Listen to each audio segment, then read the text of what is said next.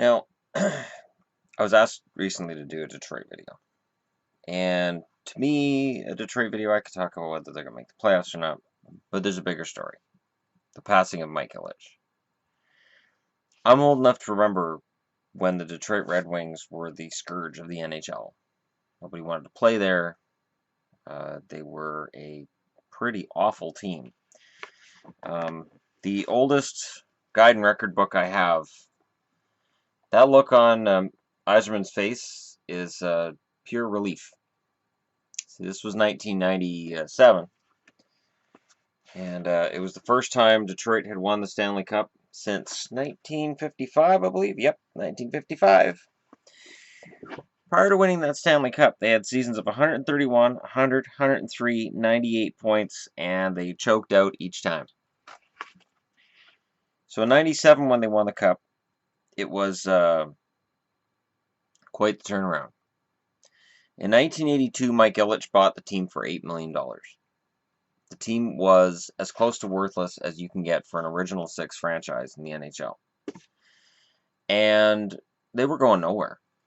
In 82, the year that he bought it, they had 21 wins, 54 points. They had 270 goals for and 351 against, and they missed the playoffs. They missed the playoffs for the 2 seasons following that as well. So Ilitch was a good owner who tried a few different things. In 83, they drafted this Yzerman kid, who it took 14 years to win that Stanley Cup. 14 years. And over those 14 years, a lot of people said a lot of negative things about Stevie Y. He wasn't gonna win it all. The Red Wings weren't good enough. They were gonna have to build around somebody else. This is a magazine I have kicking around from back in the early 80s. Detroit Red Wings. And here you've got, this was when Ron Duguay came in from the New York Rangers. So that's how old this is, boys and girls. This is how old I am. Over the next 5 years, the Detroit Red Wings should gradually develop into a Stanley Cup contender. General Manager Jimmy Devellano, yeah, not Ken Holland, who played a major role in building the New York Islanders dynasty, was given a mandate to rebuild the ravaged Detroit franchise. But Devellano, who is entering his 2nd season in Detroit, has a difficult job indeed. Sorry for the interruption. But Devellano, who's entering his 2nd season in Detroit, has a difficult job indeed. Last season, when Toronto Maple Leafs were picking up additional players in return for draft picks, Devellano refused to waver from his belief that he can only build a team through his own draft. He kept his own picks, even though the Leafs passed the Red Wings in the standings and Detroit missed the playoffs. Devellano sees it as a hare and tortoise race, with himself as the tortoise. A 1982 draft pick, Murray Craven, is expected to help the Red Wings this year, as is their top 1983 pick, the 3rd overall, Steve Yzerman. So this magazine is basically saying, man, if they could have just traded those picks, you know, they might have passed Toronto and made the playoffs. Right winger Lane Lambert, rated the best junior in Western Canada at Christmas, might aid the cause as well. An off-season trade produced Eddie Mio, who should shore up the Wings' shaky goaltending core. The Wings are realistic. They know they're years away from a Stanley Cup, but they like to think they could make the playoffs this season. They didn't. And eventually they brought in Harry Neal to be the coach. And then Peter Holland. Ken Holland. Peter Holland's forward. I'm kind of out of it today. I'm not feeling very well. Ken Holland came in as GM and turned things around. Is that off center? It looks like it's off kilter. All right. So we fast forward years and years and years, and this is the greatest teams of all time, and it has the 01-02 Red Wings in here. This is where they ended up 20 years later. So Mike Ilitch purchases the team for $8 million, turns them into probably the best franchise in hockey. And right there, it's right there in black and white. Built through the draft. And the magazine's like, well, they could have just traded draft picks and picked up some guys at the deadline, and they could have probably made the playoffs. But all right, because the Leafs did it. The Leafs made the playoffs. Yeah, the Leafs did it. Yeah, that's where we were. Brendan Shanahan perfectly exemplifies the dichotomy between the two tremendous Detroit Red Wings teams. Shanahan had a golden touch, the kind of silk hands that would allow a man to score 656 career goals, but he also knew how to dent more than twine, displaying a toughness that, in combination with his skill, made him one of the best power forwards of his era. He's also an intelligent person who can contribute articulate, insightful thoughts when called for. Conversely, when it comes to something like comparing the Red Wings teams he played for that won the first cup in '97, then ultimately won a third championship, and five years later with a star-studded cast in 2002, Shanahan is more than capable of offering an analogy that could only have come straight from a dressing room. The '02 team is probably the best and the deepest, he said when asked to compare the top-flight Wings clubs he played on. But in a 7-game series, the '97 team would kick the crap out of the '02 team. If the '02 team played the '97 team, they better win in game 4 or 5 because they would have limped into 7. Then again, if the '02 edition had to rely on a little craftiness to get by in the hypothetical showdown, there's ample reason to believe they'd have sufficient supplies. 6 players from that team, Shanahan, Steve Yzerman, Brett Hull, Luc Robitaille, Chris Chelios, and Igor Larionov, are already in the Hall of Fame. Coach Scotty Bowman and owner Mike Ilitch are also in as builders. 3 more starters, Nicholas Lidstrom, Dominik Hasek, and Sergei Fedorov, are somewhere between locks and very good bets to get in, to say nothing of a rookie on that team named Pavel Datsyuk. With an average age of 32.5 and 8 players older than 35, the Wings became the oldest team to win the Cup, and Ilitch footed a nearly $70 million bill for the privilege of gathering such a grand array of skill. Sometimes numbers don't tell the whole story. Other times they perfectly illustrate what it was like for opponents to face a squad so formidable that games began to swing before the opening face-off. And yeah, they were an intimidating team. What Mike Ilitch did, and this was on TV, they were talking about this, and I've been watching some reports on it, so I'm going to try to collect as much as I can for you guys who may not have seen all the reports. Ilitch would bring a guy in. So Detroit is not exactly known as the most crime-free city in the U.S. Mike Ilitch, or as he was known by everybody, apparently as Mr. Ilitch. Apparently he was never addressed as Mike. And I don't know how accurate that is or isn't, but again, I'm going by stuff I've seen over the last few days. Mr. Ilitch would bring a player in and arrange his school for his children, make sure that he had a place all set up so that when a player came into Detroit, he never had to worry about anything. He didn't have to worry about the public school system. He didn't have to worry about crime. He didn't have to worry about the seedy side of Detroit. All he had to do was come in, play hockey, and Mr. Ilitch would take care of everything else. Mr. Ilitch was willing to pay big money to these guys. Remember, he came in, $8 million is what he paid for this team, and Detroit was considered the ass end of hockey at that point. Nobody was playing for the Wings. Nobody wanted to come in and play for the Red Wings. Steve Yzerman came in and they built a franchise around him. They built a franchise around him, and they made sure that they made the right trades, they brought in the right free agents, and they continued to draft good players. Nick Lidstrom being the greatest example to me of the ability to build through the draft. This was a guy they drafted, they cultivated, and Nick Lidstrom is the most complete defenseman I've seen in hockey, and I put him up equal to Ray Bourque. And Ilitch put together the brain trust that made Detroit that good. So you can't look at Ilitch and say, well, but he didn't scout. Nobody knew how to get ahead of the game. He was very smart. Probably the best owner in hockey. And one of the best owners in sports. As a sidebar, as just a sidebar to this, the Detroit Tigers, he takes over the Tigers and makes them a playoff team. Detroit Tigers, the same thing. Detroit Tigers could throw money at players and money, and they still couldn't win. They were a losing team, and nobody wanted to play there. Ilitch takes over and turns the team around. The fact that this magazine, the Great Debates magazine, which was still on the newsstand last time I looked, says here displayed till January 27, 2017, so it's probably gone now. There's actually an article in here on who was the better captain, Yzerman or Gordie Howe. And there's a debate to be made for Steve Yzerman. Steve Yzerman compared to Gordie Howe. And that has to do with Ilitch's vision for the team and with what the team became with him as the owner.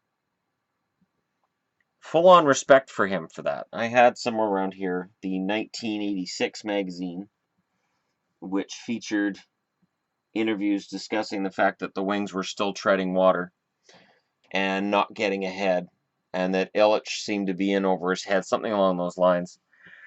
And it's funny looking back at that now, because the Red Wings were spending a lot of money. And before they won that cup in '97, it was, you can't win a Stanley Cup by spending money, because the Rangers were trying to do the same thing. It was, spending money isn't all it takes to win a Stanley Cup. Nope, you got to do it right. You got to do it right. And the Wings were being browbeaten. And I remember the year that the San Jose Sharks knocked them out in the first round.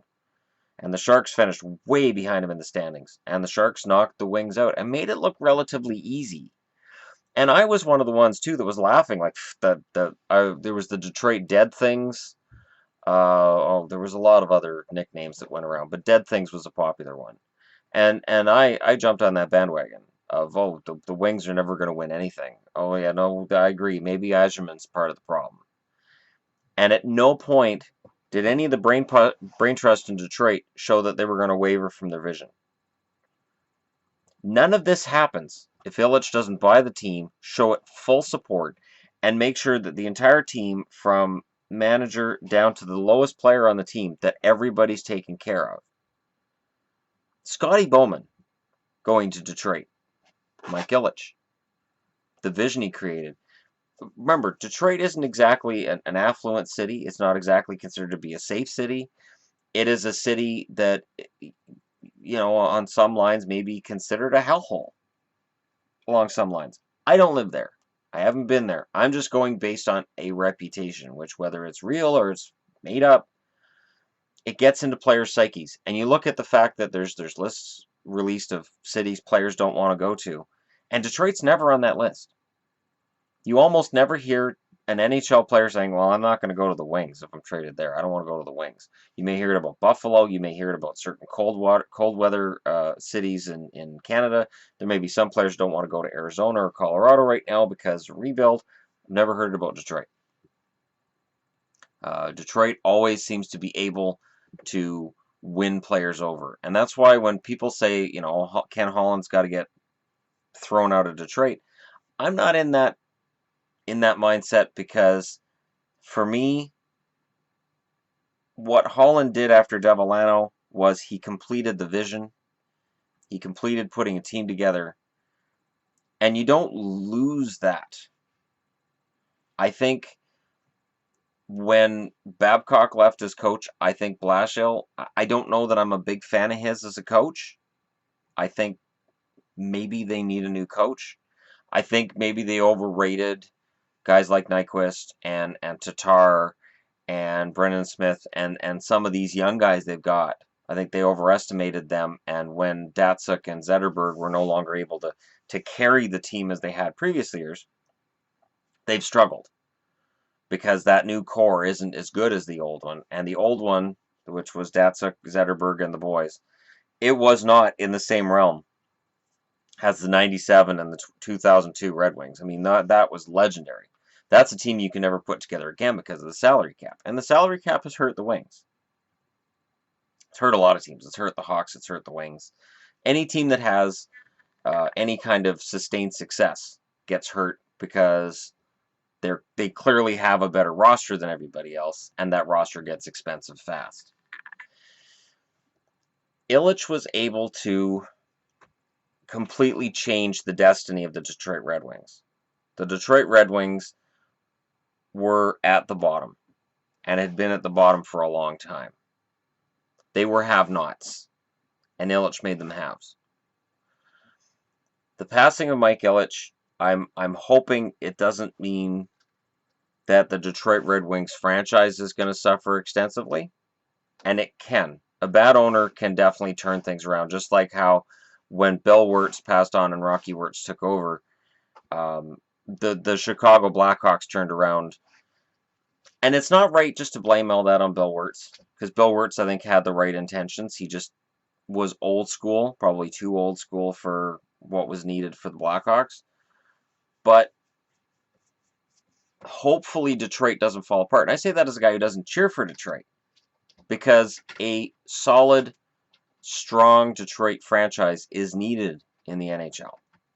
These original 6 teams, when they're stronger, the NHL is stronger. All right, and then what I'm going to do here, on top of the whole soapbox about needing a strong Detroit franchise for the NHL, because it's, it's necessary, is discuss something else that Ilitch was doing, which I don't know how reported on it was. Doesn't get reported on as much around here. And it's the kind of thing that a guy does that you go, wow, that's pretty cool. One of Ilitch's first philanthropic efforts was the Little Caesars Love Kitchen, established in 1985. The traveling restaurant was formed to feed the hungry and assist with food provisions during national disasters. The program has been recognized by former presidents Bill Clinton, George H.W. Bush, and Ronald Reagan, and has served more than 2 million individuals in the United States and Canada. In 2006, inspired by a veteran returning to civilian life after losing both of his legs in the war, Ilitch founded the Little Caesars Veteran Program to provide honorably discharged veterans with a business opportunity when they transition from service or seek a career change. Ilitch received the Secretary's Award from the U.S. Department of Veterans Affairs for the program in 2007. It is the highest honor given to a civilian by the department. The Little Caesars Amateur Hockey Program, established by Ilitch in 1968, helped thousands of children. Additionally, Ilitch Charities for Children was founded in 2000 as a nonprofit foundation dedicated to improving the lives of children in the areas of health, education, and recreation. In 2008, the charity was renamed Ilitch Charities, and its focus was broadened. The new charity invests in the community's future by supporting innovative, collaborative, and measurable programs that promote economic development and spur job growth as a means to address social issues such as poverty, unemployment, homelessness, and hunger. As a result of his philanthropy, the School of Business for Wayne State University in Detroit is named the Mike Ilitch School of Business. According to the Center for Responsive Politics, reports required for the Federal Election Commission from 2002 to 2005 indicate Ilitch Holdings members and business partners have contributed more than $500,000 to political campaigns and PACs. So, yeah, he did a lot of good things, and he pretty much busted his ass. And his work within Detroit extends beyond the Wings, but he did a lot for sports in the city, and he did a lot for people in general. So the passing of Mike Ilitch is one of those things that I felt I should make a video regarding, and the fact that he made the team relevant again, and along the way he did some pretty cool things for a lot of people. So anyways, that's it for this topic. Let me know in the comments below any other Mike Ilitch related trivia or facts you may have, and let me know what you guys think in terms of the future of the Detroit Red Wings. And yeah, it's just one of those things that it sucks that this happened recently, but life goes on and such. And I think Mr. Ilitch would have probably wanted things to just move along. He doesn't seem like the kind of guy who would have wanted to be mourned or have statues erected in his honor, discussing the wonderful, grand things he did. Despite the fact that he was a very wealthy businessman, he seemed to be very down to earth about it, and that's refreshing. So, again, if you're just browsing through, don't forget to like and subscribe, and I will be back later to discuss another topic which has been on my mind today. So, thanks for watching, and I'll talk to you all again soon.